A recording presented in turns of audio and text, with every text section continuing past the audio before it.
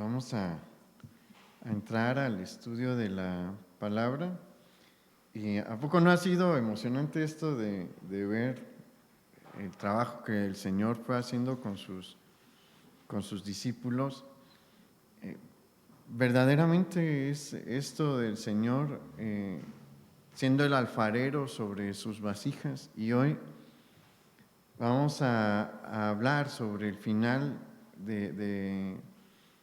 el título. Le doy el título porque el título nos permite ver de qué vamos a hablar.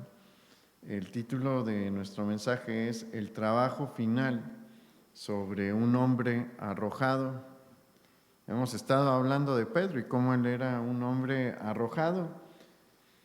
Y en el mensaje anterior vimos cómo Pedro pasó por un proceso de restauración antes de la ascensión de nuestro Señor Jesús, y cómo en el día de Pentecostés se empezó a ver el fruto del trabajo que el Señor había estado haciendo y lo que estaba haciendo el Espíritu Santo. Mire, la verdad es que sin el Espíritu Santo nada seríamos nosotros, porque no tenemos la facultad nosotros mismos de vencer a nuestra carne, tampoco tenemos la facultad nosotros mismos de quitar o suprimir nuestras deficiencias, pero Él sí.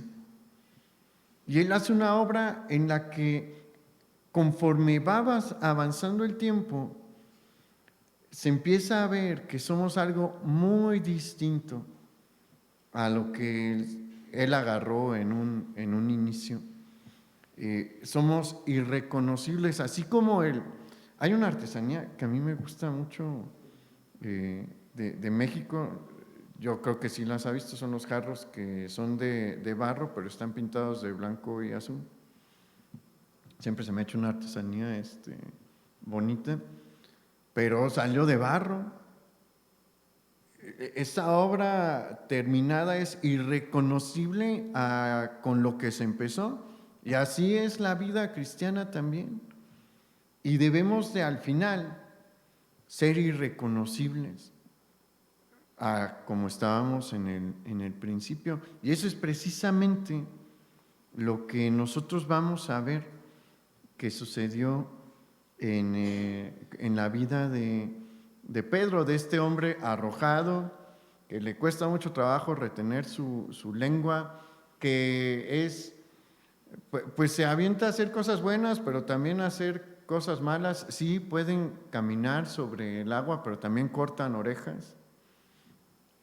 Pero vamos a ver este cambio en Pedro, porque después de el primer discurso público que él da, Juan y él van a ir al templo de Jerusalén a orar, y ahí van a sanar a un cojo de nacimiento, el cojo del pórtico de la Hermosa.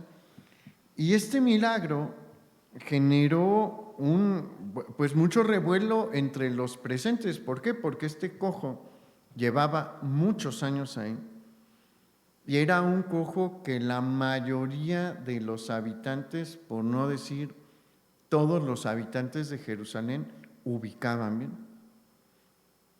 Era alguien que mendigaba siempre ahí y que probablemente todos los días se encontraba ahí pidiendo para su sustento. Y una vez que sucede esto, el Señor mueve nuevamente a Pedro a dar un discurso. Y hay algo que es lo que yo quiero resaltar.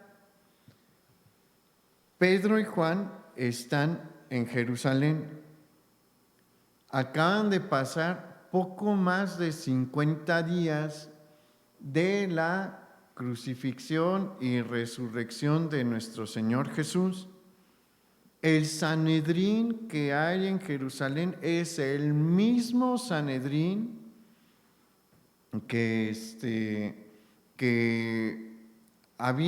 hubo cuando los eventos de Jesús. Caifás sigue siendo el sumo sacerdote y Caifás tiene más o menos una noción de quiénes son los discípulos de Jesús. Esta es una situación de extremo peligro para Pedro, pero quiero que vea lo que el Señor hizo ya en él.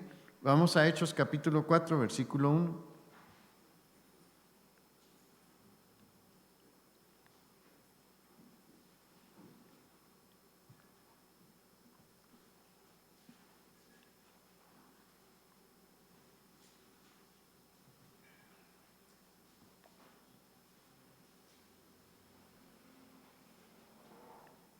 ¿Ya está ahí?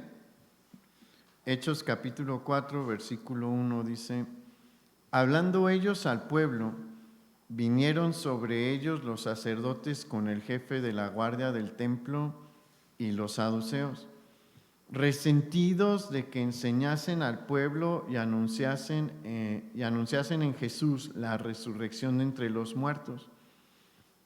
Y les echaron mano y los pusieron en la cárcel hasta el día siguiente, porque era ya tarde.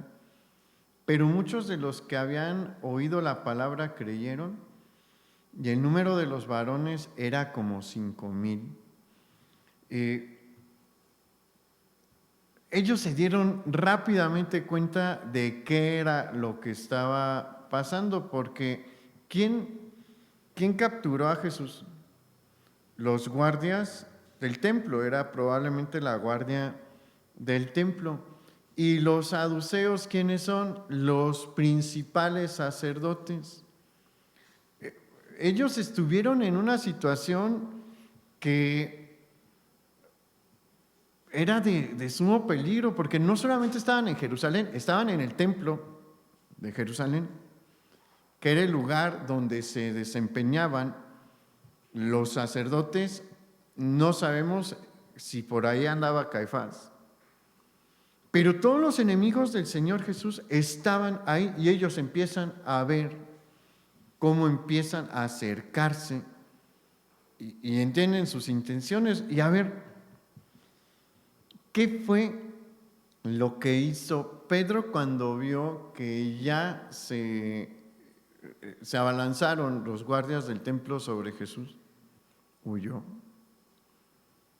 ¿Por qué? Porque todavía no estaba el trabajo hecho en su vida. Pero aquí le vemos correr, no. Aquí le vemos huir, no. Dejó que lo llevasen preso y estuvo allí un día junto con Juan, un día completamente en prisión. Y lo llama el Sanedrín. Ellos dos van a comparecer ante el Sanedrín. ¿Quién cree que es el presidente quién cree que es el que preside el Sanedrín? Caifás, el mismo que se movió políticamente para crucificar a Jesús, porque no crea que no hizo su trabajo. Él debió de haber hecho, como decimos ahorita, trabajo de cabildeo para conseguir la crucifixión de Jesús. Y vean la respuesta que ellos les dan, porque el Sanedrín les va a decir: no queremos que sigan predicando sobre Jesús. Los vamos a dejar ir, pero no queremos que sigan predicando. Ellos conocen que este Sanedrín no tiene escrúpulos, que no se tienta el corazón, pero vea cómo aquí se empieza a manifestar el trabajo que el Señor ha realizado en Pedro. Vamos al versículo 19, ahí en Hechos 4. Mas Pedro y Juan respondieron diciéndoles: juzgad si es justo delante de Dios obedecer a vosotros antes que a Dios, porque no podemos dejar de decir lo que hemos visto y oído. Hay una película sobre Lutero en la que sacan una conversación del príncipe de Sajonia cuando Roma le pide que entregue a Lutero, y uno de sus secretarios le dice: Señor, ¿qué vamos a hacer? y primero dice, no vamos a hacer nada. Le dice, mira, para ti hay dos maneras de decir no a alguien que es más poderoso que tú. Uno es sin decir nada, y la otra es diciéndoles que no de una manera que los estremezca. ¿Qué están haciendo aquí Pedro y Juan? Diciéndoles que no de una manera que los estremeció. Yo les aseguro que les empezaron a temblar los dientes de el impacto de la respuesta que les dieron, porque el Sanedrín en este tiempo, en el contexto del primer siglo después de Cristo, es la máxima autoridad religiosa. Y vea lo que les dicen: juzgad si es justo delante de Dios obedecer a vosotros. O sea, le están diciendo, su autoridad no importa, porque ustedes están yendo en contra de la voluntad de Dios. Y no vamos a dejar de predicar ni enseñar lo que hemos visto y lo que hemos oído, y vámonos. Se fueron. ¿Ve el cambio? ¿Ve el cambio que el Señor hizo en Pedro? Eso es algo que puede hacer en usted también, pero se tiene que entregar como Pedro se entregó y someterse al proceso al que Pedro se sometió. No fue sencillo, lo hemos visto en los últimos mensajes. ¿Por qué? Porque ¿cómo le iba a Pedro cuando cometió un error? Público, el Señor lo hacía público para que entendiera. O sea, fue un trato duro sobre Pedro. Era la manera en la que el Señor tenía que tratar con su carácter. Sepa algo, el Señor sabe cómo ocupa tratar con su carácter. No necesariamente le va a tocar como a Pedro, porque tal vez tiene un carácter distinto al de Pedro, pero el Señor va a saber dónde apretar. Aquí, en todas estas veces en las que el Señor le llamó la atención a Pedro, era porque Él sabía que ahí había que ajustar algo. Así sabe con usted. Y le va a doler, sí, pero va a aprender y va a ser moldeado, y en su tiempo se va a ver un fruto como este. ¿No le gustaría tener el valor y el coraje que tuvieron Pedro y Juan? Es algo extraordinario, honestamente. Es como si usted se le pusiera al tú por tú a... Pues la presidenta no se ve tan agresiva, pero a un gobernante que sea imponente, ¿no?, y explosivo, y que le dijera, no quiero que estés hablando de Jesús, voy a seguir, te guste o no. Porque eso es prácticamente lo que ellos les contestaron. Pero miren, el Señor va a seguir mostrándonos el cambio que Él estuvo haciendo sobre Pedro, porque después de esto va a venir la elección de los diáconos, va a venir la muerte de Esteban y el inicio de la primer persecución cristiana. Y eso va a hacer que el Evangelio se predique en Samaria, y después van a tener que salir de la región de Israel. Y el Señor le va a enseñar algo a la iglesia a través de Pedro que es completamente nuevo para los judíos.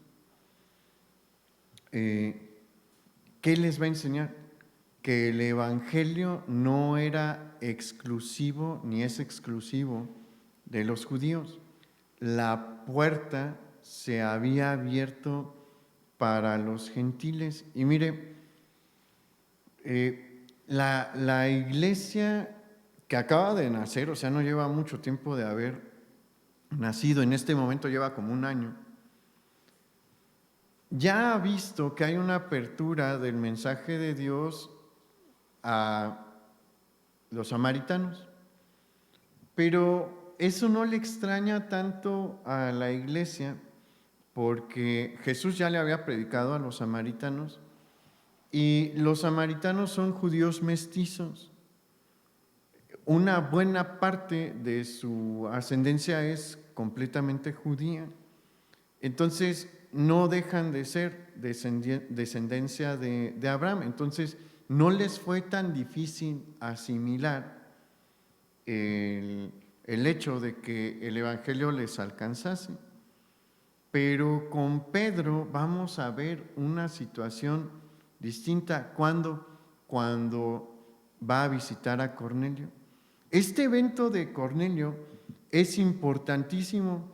Dios lo escogió por una razón, porque Cornelio no solamente es gentil, es romano y es un oficial del ejército romano.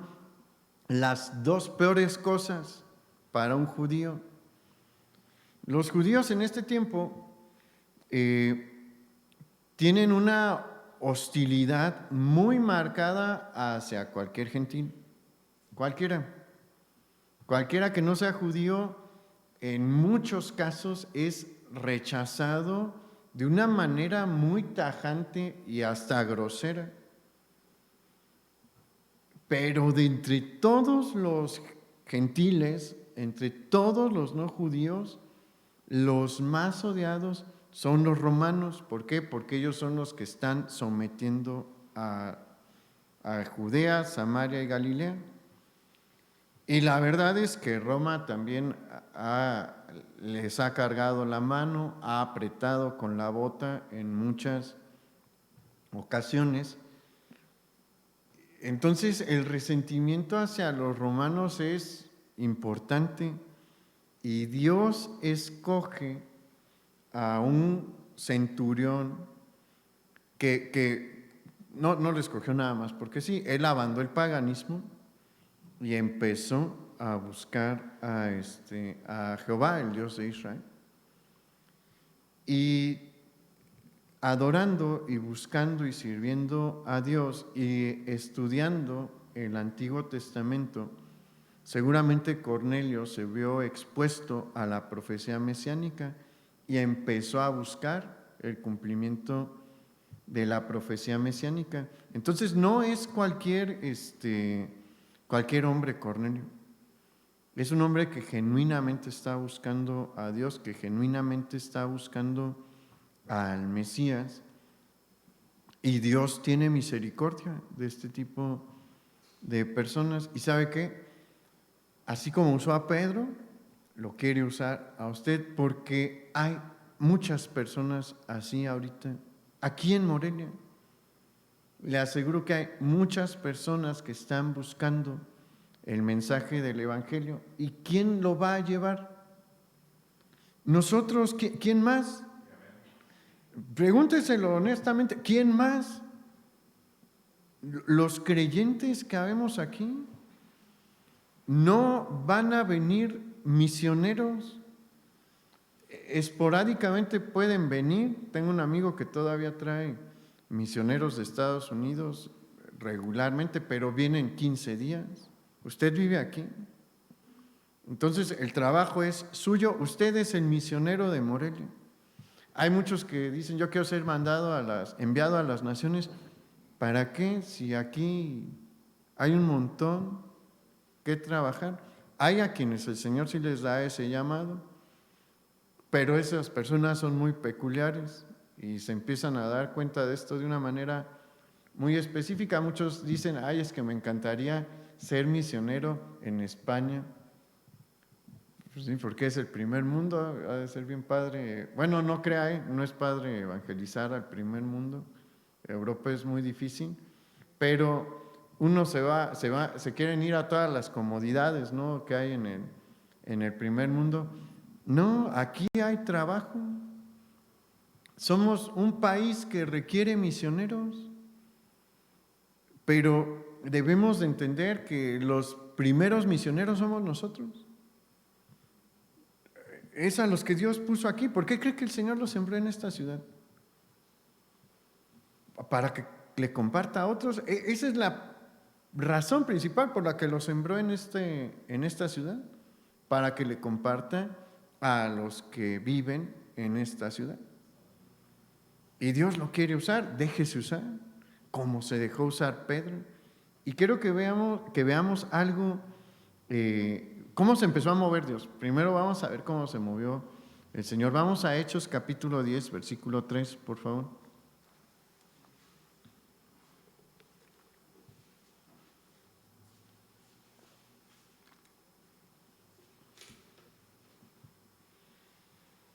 Está hablando de Cornelio ahí. Dice, este vio claramente en una visión, como a la hora 9 del día, que un ángel de Dios entraba donde él estaba y le decía, Cornelio. Él mirándole fijamente y atemorizado dijo, ¿qué es, Señor? Y le dijo, tus oraciones y tus limosnas han subido para memoria delante de Dios. Envía pues ahora hombres a Jope y haz venir a Simón, el que tiene por sobrenombre Pedro. Este posa en casa de cierto Simón Curtidor, que tiene su casa junto al mar. Él te dirá lo que es necesario que hagas. Ido el ángel que hablaba con Cornelio, este llamó a 2 de sus criados y a un devoto soldado de los que le asistían, a los cuales envió a Jope después de haberles contado todo. Y mira, aquí hay unas cosas bien interesantes. Cuando Dios da una instrucción, no la da de manera abierta. Es algo que hemos platicado luego aquí en la clase que tenemos los domingos. ¿O aquí está abierta la instrucción de Dios? No, es una instrucción súper específica. Dios no está con ambigüedades. Dios no es ambiguo. Dios cuando habla es específico. Y no hay mejor ejemplo que este. Porque ¿qué le dijo el ángel a Cornelio? Ve, manda a alguien a Jope, vas a buscar a un Simón. Era un nombre común Simón en ese tiempo, entonces le dice, no cualquier Simón, es Simón que tiene por sobrenombre Pedro. Le dijo dónde estaba viviendo, le dijo, él está ahorita viviendo en casa de Simón el Curtidor. Y le dijo también, su casa está junto al mar. Ve por él te va a decir qué es lo que sigue. Dios no fue ambiguo ni abierto. Detalles claros, así es como habla Dios. ¿Por qué? Porque se tiene que notar que es Él. Se tiene que notar que Él es el que está dando esta palabra y no hay mejor forma de hacerlo que dando detalles. En cada detalle que Él da, la probabilidad de que se cumpla lo dicho, de acuerdo a las leyes de las probabilidades, disminuye, porque son muchos detalles. Entonces, da tantos detalles para que sea evidente que es Él, que no son casualidades, que es Él el que está dando la instrucción y se cumple como Él señaló. Porque ¿qué hizo Cornelio? Mandó a 2 de sus criados y a un soldado, y este detalle es importante, a Jope, a una ciudad, a una casa que estaba junto al mar. Seguramente ahí preguntaron, oigan, ¿dónde vive Simón el Curtidor? ¿Y qué cree que le dijeron las personas de ahí? En esa casa, ahí sí vive un Simón, que es el curtidor de aquí de Jope. Así es como se da el mensaje de Dios y así es como se cumple el mensaje de Dios, con detalles finos. Pero bueno, aparte de eso, ¿qué está sucediendo con Pedro? Porque el Señor trabaja con uno siempre y hay ocasiones en las que nos tiene que preparar. Y aquí tenía que preparar a Pedro. Pedro sube a la azotea a orar cerca de la hora de la comida, tiene hambre. Y mire, vea cómo Dios usa todo en nuestras vidas, porque usó su hambre para traer esta visión del manto en el que descienden pues figuras de animales inmundos, y el Señor le dice, ¿tienes hambre? Caza y come. Y Pedro no entendía bien la visión, pero esa visión le ayudó después a entender qué era lo que estaba pasando, porque vamos al versículo 19 ahí en Hechos 10. Y mientras Pedro pensaba en la visión, le dijo el Espíritu: he aquí, 3 hombres te buscan. Levántate pues y desciende, y no dudes en ir con ellos, porque yo los he enviado. Y pues Pedro tocan, ya habían tocado, y el Señor es cuando les dice ahí: hay 3 allá abajo que te están esperando, ve con ellos. Pedro desciende, ¿y qué cree que es lo primero que nota? Que son gentiles, que no son judíos. Se nota a leguas en ese tiempo. Son romanos. ¿Qué es lo primero que se va a notar? Están rasurados. A diferencia de los judíos, en ese tiempo la costumbre judía era pues, dejarse la barba, dejarse el cabello algo largo. ¿Cuál es la costumbre entre la mayoría de los romanos? Sobre todo, muchos de los romanos, todos los que están al servicio del ejército se rasuran. Tienen que estar rasurados. ¿Por qué? Porque era más fácil ponerse toda la armadura rasurado que sin rasurar. Tenía sus ventajas estar rasurados, y gracias a ellos nos rasuramos. Sí, es gracias a ellos, porque todos los demás en todo el mundo se dejaban la barba, pero ellos establecieron esto de estar rasurado y diciendo que uno se ve más limpio rasurado. Y pues miren, me rasuré, me tocó rasurarme. Pero bueno, es que así es. Pedro lo nota al instante, los ve distintos. Y aquí es donde vamos a ver un detalle bien importante, porque, bueno, ve aparte que es un soldado, uno de ellos es un soldado romano, y aquí hay un cambio sustancial en el corazón de Pedro. Vamos al versículo 27 para verlo. Porque los hospedan y al siguiente día se van a casa de Cornelio. Y ya cuando llega a casa de Cornelio, vea lo que dice ahí Pedro. Y hablando con él, entró y halló a muchos que se habían reunido, y les dijo: vosotros sabéis cuán abominable es para un varón judío juntarse o acercarse a un extranjero, pero a mí me ha mostrado Dios que a ningún hombre llame común o inmundo, por lo cual, al ser llamado, vine sin replicar. Así que pregunto: ¿por qué causa me habéis hecho venir?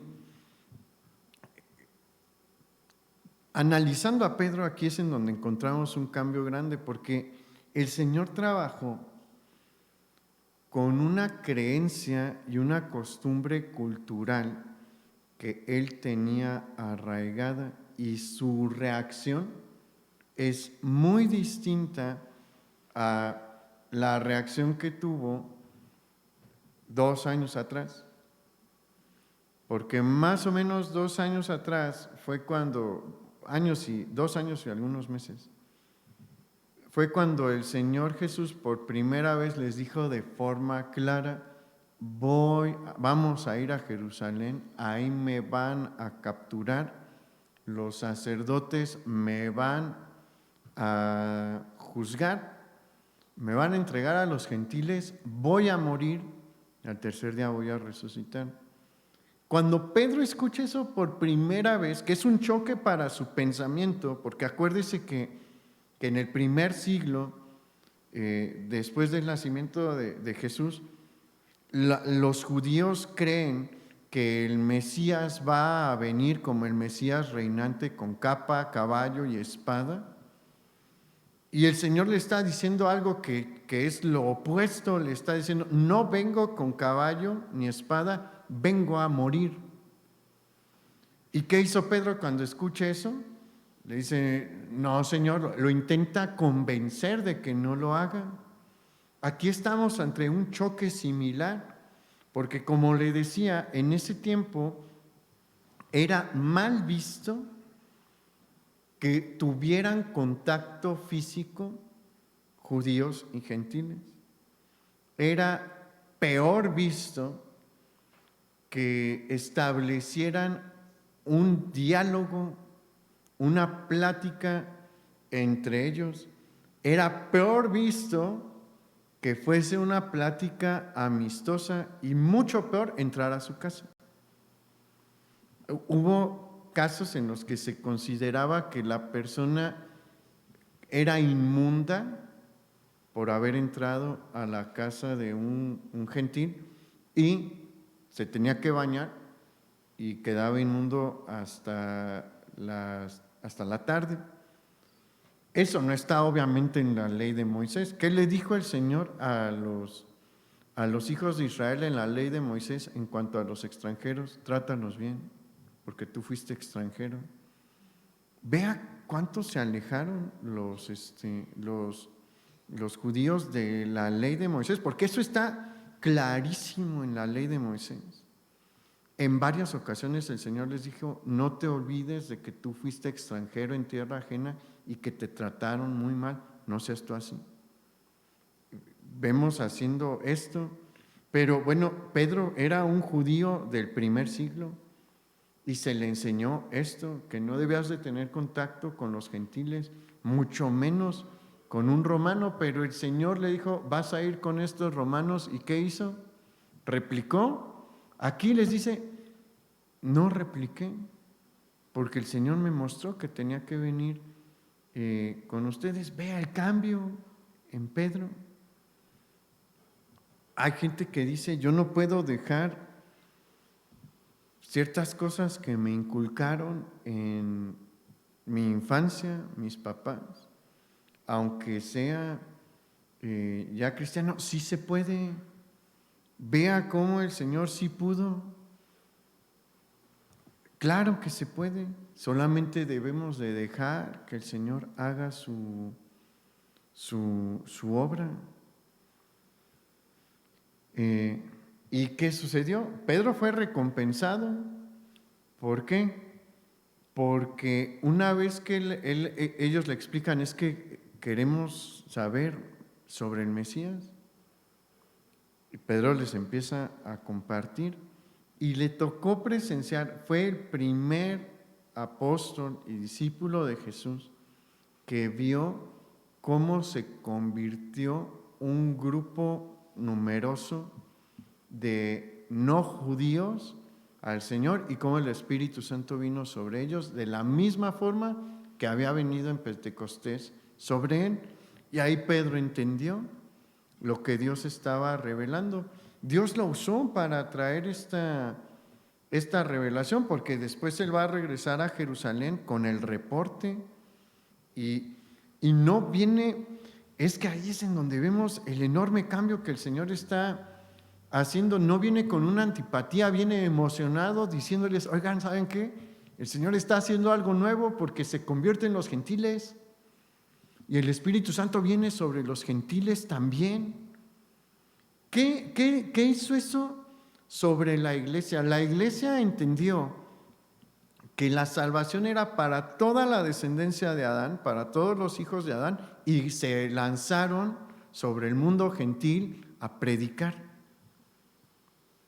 Vea, Dios puede hacer muchas cosas con usted, cosas que no se imaginan. Pedro nunca se imaginó que iba a pasar esto en casa de Cornelio. No sabía bien a qué iba. El Señor tampoco le dijo nada: ven, ahí te voy a enseñar qué más. Pero terminó siendo algo importantísimo en la historia de la iglesia. A través de esto se dejó claramente ver que la puerta estaba abierta hasta a los gentiles, y por eso estamos aquí. Entonces, déjese mover por el Señor, déjese moldear por el Señor y va a ver lo que Dios quiere hacer con usted. Veamos otro cambio que hubo en Pedro, porque el Señor siguió trabajando sobre su iglesia y sobre sus apóstoles. Y una de las formas en las que trabaja más es a través de la persecución. Existen distintos tipos de persecución. Como comercial, si cree que no nos persiguen, está muy equivocado. Aquí en México no, gracias a Dios, no nos están persiguiendo, pero si no tiene por qué orar, ore por nuestros hermanos en Nigeria. Allí los están persiguiendo fuerte. Llevan, si no mal recuerdo, en estos últimos 2 años, cerca de 60,000 muertos, cristianos nigerianos que han muerto porque grupos extremistas del Islam, ahí en el norte de Nigeria, los han matado y quemado vivos y demás. Es bien curioso, ¿no? Cómo no hablan de eso. Porque se había enterado. Yo me enteré por unos cristianos que están hablando sobre este doble discurso, y de verdad que sí hay un doble discurso. Mire, hoy me dio tanto coraje algo que vi en un programa, en un canal de noticias que luego son buenos reporteros, pero son terribles en otras cosas. Un comentarista estaba diciendo cómo fortalecer en 6 pasos la postura mexicana en contra de Israel y a favor de Palestina. Y esa es la postura de nuestro gobierno, ¿eh? No crea que no es. Y dicen que sí hay un genocidio allá hay una guerra. Son cosas distintas, las guerras y el genocidio. En Nigeria sí hay un genocidio de cristianos. ¿Qué marcha hay por los cristianos en Nigeria? Ninguna, ni habrá. Nos pueden llegar a una cifra de 100,000, que si siguen la cosa así va a continuar, y van a llegar a una cifra similar. O sea, el número de muertos cristianos en Nigeria es casi el mismo número de muertos que ha habido en la guerra, porque es una guerra, en Gaza. Nadie está hablando de eso. ¿Por qué? Porque no les interesa. Pero persecución hay, entonces ore por ellos. ¿Sabe qué? Ellos no se van de su región, porque dicen: el Señor nos plantó aquí y vamos a seguir predicando el Evangelio, aunque nos maten, aunque nadie nos apoye. Y bueno, a Pedro le tocó vivir persecución en varias ocasiones, y aquí nos encontramos 10 años después de los eventos de Cornelio, aproximadamente por ahí en el 44 después de Cristo. Herodes Agripa busca obtener el favor de los líderes religiosos de Judea y comienza una persecución contra los cristianos, y lo primero que sucede es que logra matar a Jacobo, el hermano de Juan, y encarcelar a Pedro. Y aquí podemos ver el cambio que el Señor hizo con Pedro, porque a veces no nos ubicamos tanto en el tiempo cuando leemos el libro de los Hechos, ni en la situación por la que está pasando Pedro, y nada más leemos que el Señor liberó a través de un ángel a Pedro. Pero hay cosas bien importantes aquí que nos dejan ver este cambio que ha habido en el corazón y en el carácter de Pedro, porque se acuerda que antes de huir, Pedro sí se hizo el valiente cuando están por arrestar a Jesús. ¿Y qué hace? Saca la espada e intenta defender a Jesús, y termina cortándole la oreja a Malco. Pero aquí no se hizo el valiente, no puso resistencia nuevamente, y a veces no nos ponemos a analizar esto, pero Pedro sabe que no lo detuvieron para dejarlo libre después. ¿Cuál es el plan de Herodes? A Jacobo lo matan en medio de todo el movimiento de persecución, cuando están entrando los soldados a las casas y sacando a unos para llevarlos a prisión. En medio de ese desastre social, alguien mata a Jacobo, un soldado mata a Jacobo.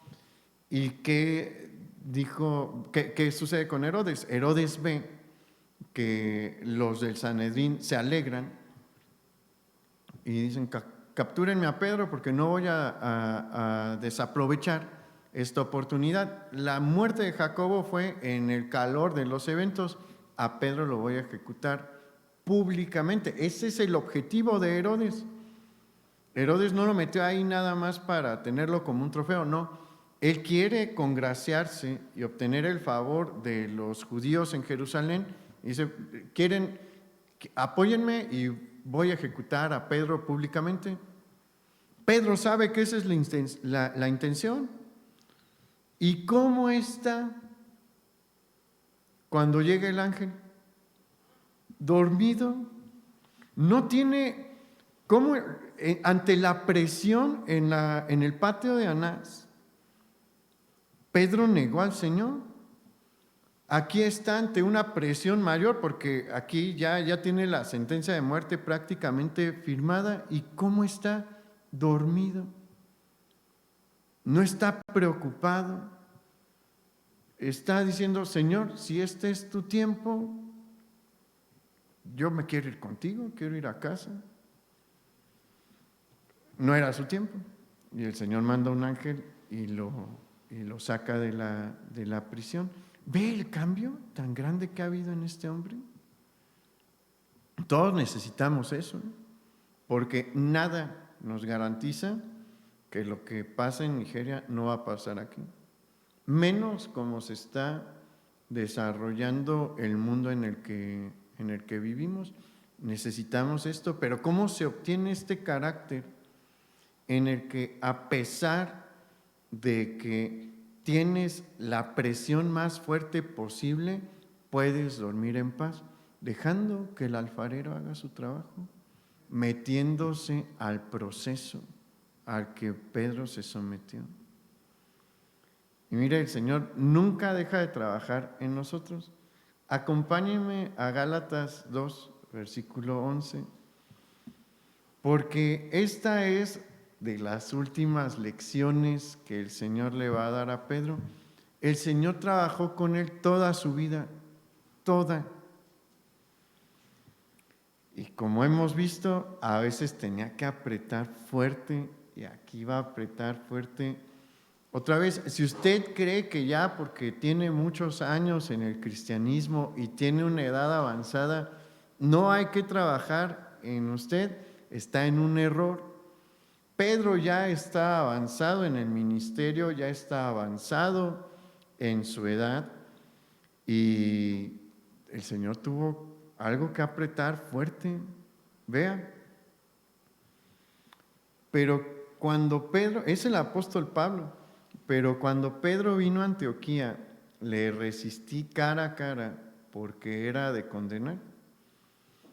Pues antes que viniesen algunos de parte de Jacobo, comía con los gentiles, pero después que vinieron, se retraía y se apartaba porque tenía miedo de los de la circuncisión. Y en su simulación participaban también los otros judíos, de tal manera que aún Bernabé fue también arrastrado por la hipocresía de ellos. Pero cuando vi que no andaban rectamente conforme a la verdad del Evangelio, dije a Pedro delante de todos: si tú, siendo judío, vives como los gentiles y no como judío, ¿por qué obligas a los gentiles a judaizar? Nosotros, judíos de nacimiento y no pecadores de entre los gentiles, sabiendo que el hombre no es justificado por las obras de la ley, sino por la fe de Jesucristo, nosotros también hemos creído en Jesucristo para ser justificados por la fe de Cristo y no por las obras de la ley. Por cuanto por las obras de la ley nadie será justificado. Y si buscando ser justificados en Cristo también nosotros somos hallados pecadores, es por eso Es por eso Cristo ministro de pecado, en ninguna manera. ¿Qué está pasando aquí? Porque hay detalles bien importantes aquí. Pablo estuvo trabajando en Antioquía. Antioquía era como su centro para iniciar sus viajes misioneros. Y en un momento llega Pedro también a visitar la iglesia de Antioquía. La iglesia de Antioquía es muy importante porque es el primer lugar donde se nos empieza a llamar cristianos como tal, y la mayor parte de la población de la iglesia de Antioquía no es judía, es gentil. En la zona de Judea, Samaria y Galilea, por cuestiones demográficas y geográficas, las iglesias eran predominantemente judías, pero Antioquía fue la primer gran iglesia gentil en el inicio de la vida de la iglesia. Y pues los gentiles vivían como se había establecido, sin guardar la ley de Moisés en cuanto a los rituales, salvo dos cosas. No podían comer ahogado, no podían comer sangre. En cuanto a la dieta, ¿no? A la dieta del Antiguo Testamento, se cancela prácticamente toda la dieta, excepto estos dos preceptos: no comer sangre, no comer ahogado. Siguen vigentes hoy: no coma moronga, no coma soricua, porque no le agrada a Dios, y no agarre un animal ahogado y se lo coma, ni siquiera es salubre. Pero bueno, eso sigue vigente hoy. Hay otras cosas que todo lo moral sigue vigente, todo lo moral de la ley de Moisés.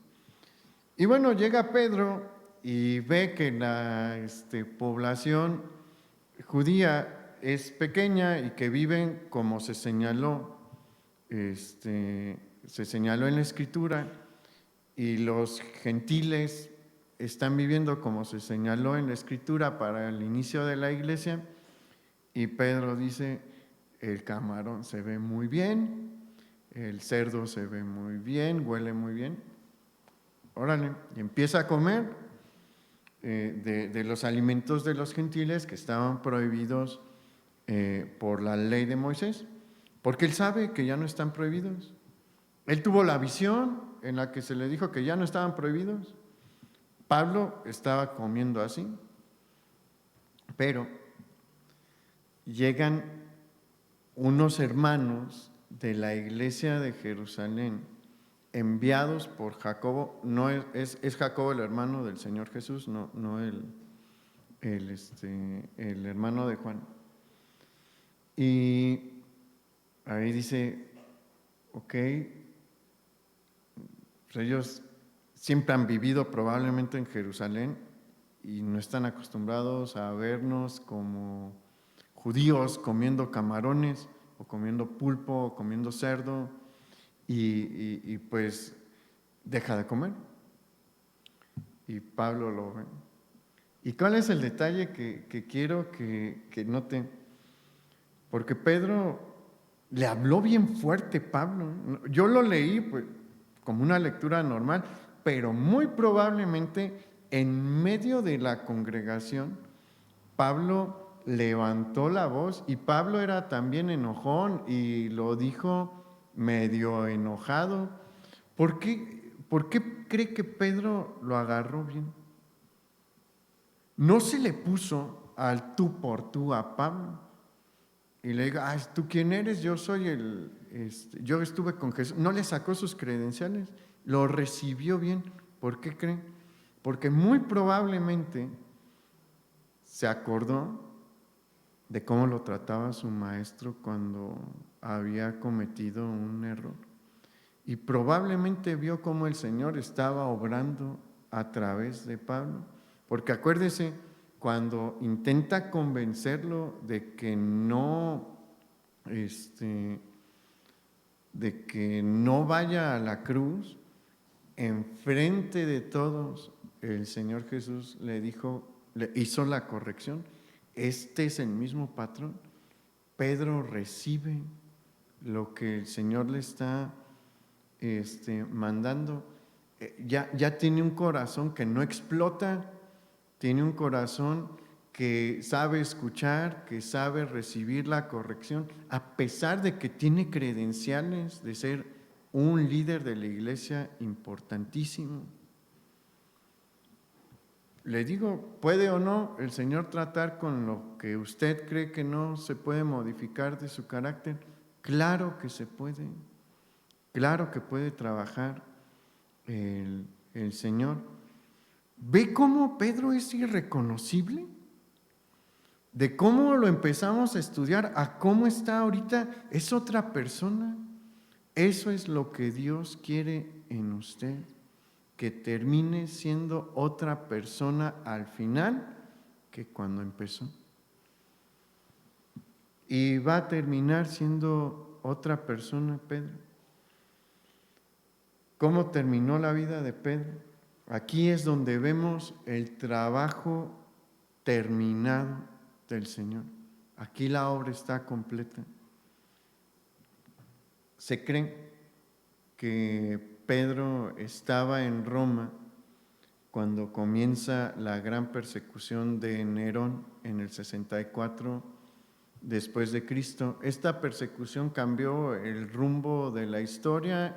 La iglesia ya ha sido perseguida, pero aquí su persecución es de otro tipo, porque ciertamente el Sanedrín tenía algo de poder, tenía algo de influencia, pero son muy limitados, limitados a una región, limitados en recursos.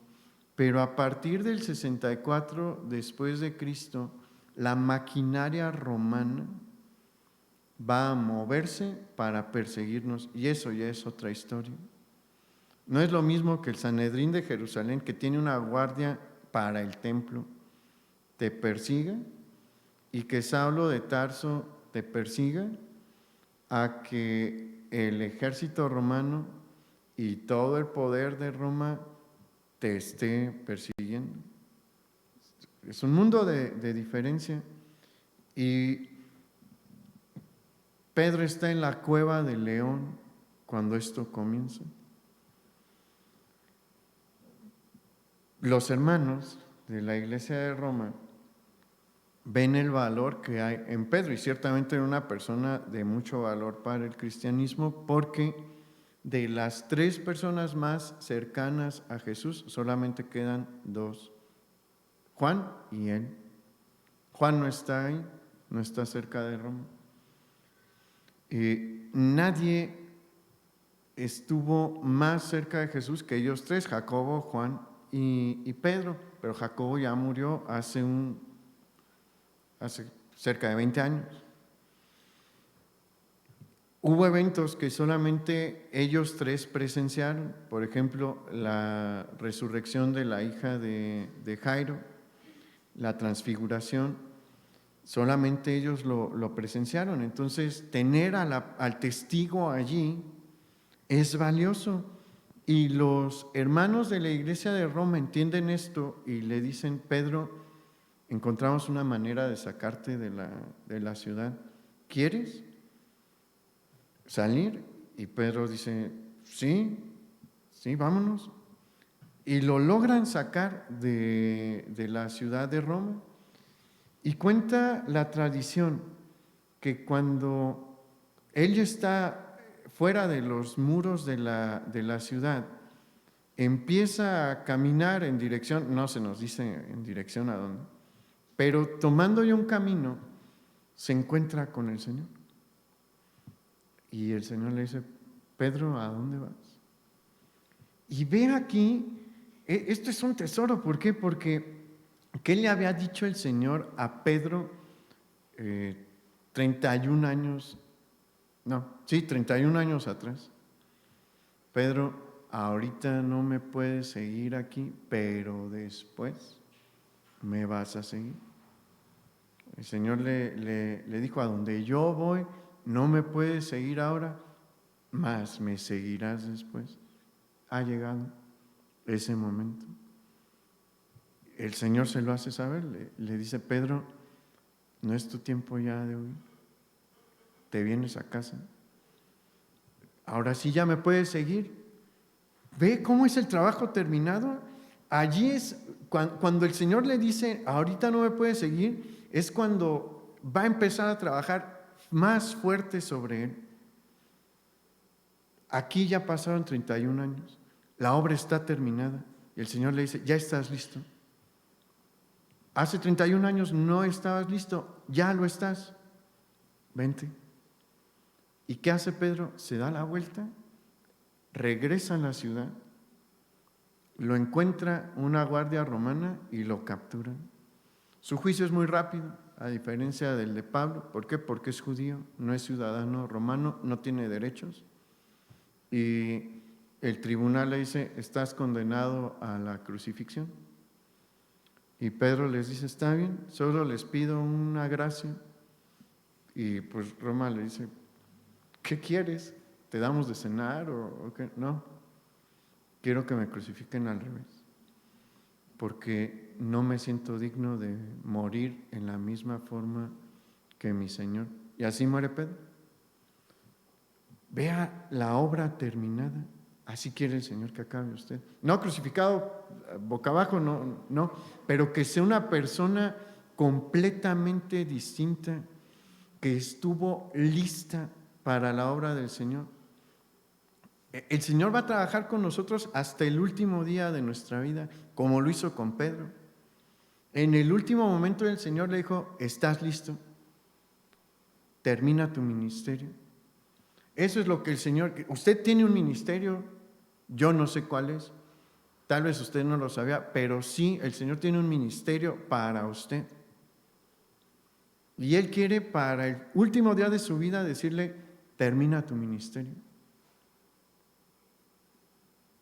Si quiere lograrlo, se tiene que someter como Pedro. Ese es el mensaje de hoy. Si usted quiere que se termine la obra en usted y ser la obra que termina siendo Pedro, tiene que someterse al mismo trato que él. No hay otra forma, pero vale la pena. Pedro vivió la mejor vida posible porque vivió para el Señor.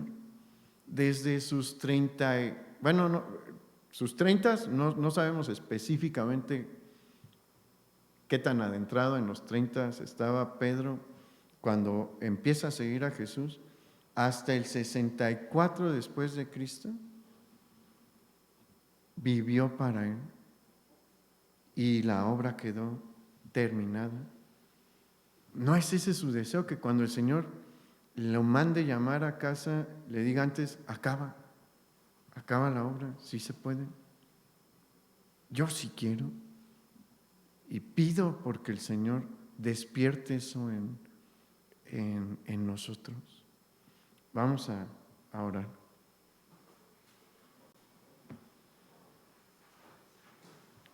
Señor, gracias por este mensaje que tú nos das, porque todos aquí buscamos servirte, pero hay un precio para servirte. Yo te pido, Señor, por mis hermanos que están aquí, que se preguntan: Señor, ¿qué es lo que quieres hacer conmigo? Yo te pido que ellos puedan escuchar tu voz diciéndoles: sígueme. Y que puedan escuchar tu voz mostrándoles hacia dónde quieres llevarles. Y que se sometan al trabajo del alfarero, a las manos del alfarero. Y que estén dispuestos a pasar por esos momentos en donde tu mano entra y corrige, donde tu mano entra, nos toma y nos somete al calor extremo, porque así es como se termina la obra. Ayúdanos a entender que somos una obra que tú quieres completar y que quieres trabajar en nosotros toda nuestra vida pero que al final, si seguimos ese camino, nos vas a decir, la obra está completada, ven conmigo. Ayúdanos a tener ese deseo, Señor, porque no hay vida mejor que esa. No hay vida mejor que la que te sirve hasta el último aliento, la que te reconoce hasta el último aliento. Esos queremos ser nosotros, Señor. Enciende ese fuego en nuestros corazones. Te lo pido en el nombre de Jesús. Amén. Pues el Señor le bendiga, hermano, y que pase una buena noche. Nos vemos aquí el viernes, en las reuniones del viernes y el domingo también. Que vaya bajo la paz del Señor. Hasta los celos yo te cantaré, por lo que tengo mi voz alzaré. Hasta los celos yo te cantaré, con todo lo que soy, a ti que extendiste el mar, el cielo sobre mí, yo te alabaré. Si tú moriste por mí, por ti yo viviré, todo mi ser con sus palmas.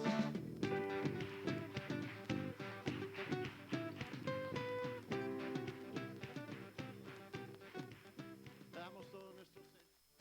Mi voz alzaré hasta los celos.